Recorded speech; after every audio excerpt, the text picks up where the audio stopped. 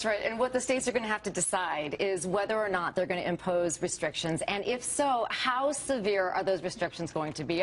But if you look at the reports, there are dozens of kids that die across the country left in hot cars. To me, I've never seen anything like this. Yeah, this really isn't a class by itself. It's becoming a case of patterns making the predator. Exactly the issue. But here's the problem for both prosecutors and defense attorneys. Jails and prisons are not filled with nuns and choir boys. They are filled with criminals. But that's why this case is so interesting, because New Jersey has a terrorist charge that they believe fit. So it's a balance of safety over sensitivity. And, you know, Brian and I usually are in court with he said, she said. This is he said, they said.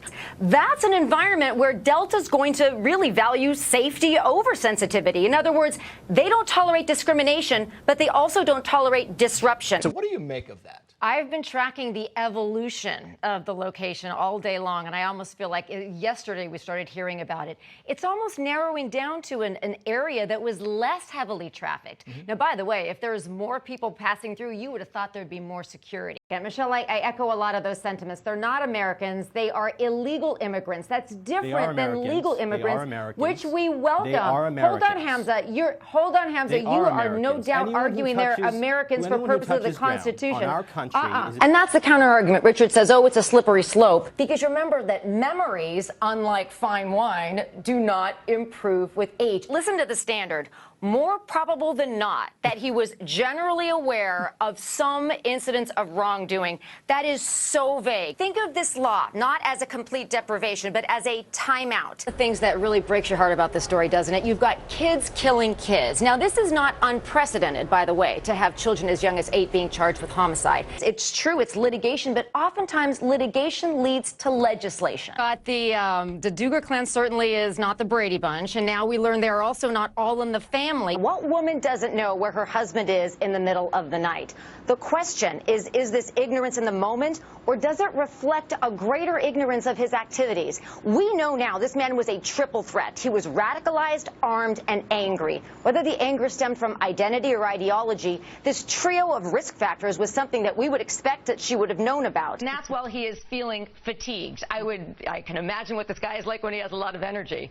But under the facts and circumstances, as hard as it is to believe and as strange as it sounds, she won't be facing criminal prosecution.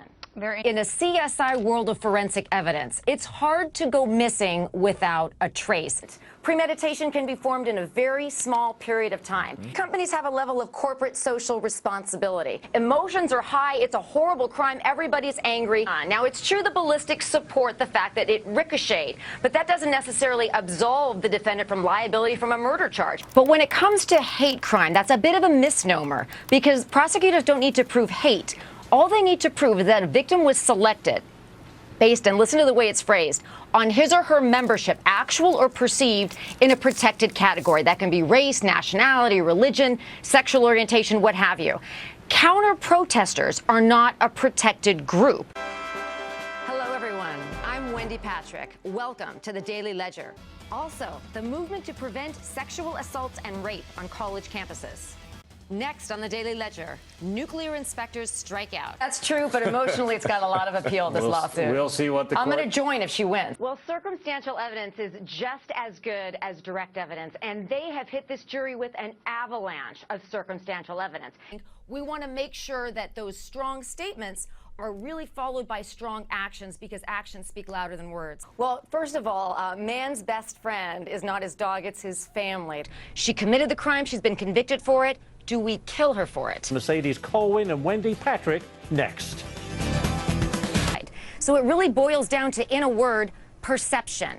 Was this a coordinated attack or a coincidence? It doesn't look like the second attack was a spur-of-the-moment decision. You know, and that's the issue. Is it an ambush or an accident? This is the bad shot defense. I, too, have a mother whom I adore, and I can't believe we're talking about this kind of a case. He uses his hands to emphasize certain of the points that he wants to believe, as while nothing was criminal, they posted it in order to raise public awareness. What strikes you? Well, what strikes me about this race on both sides now is the fact that to voters, credibility counts.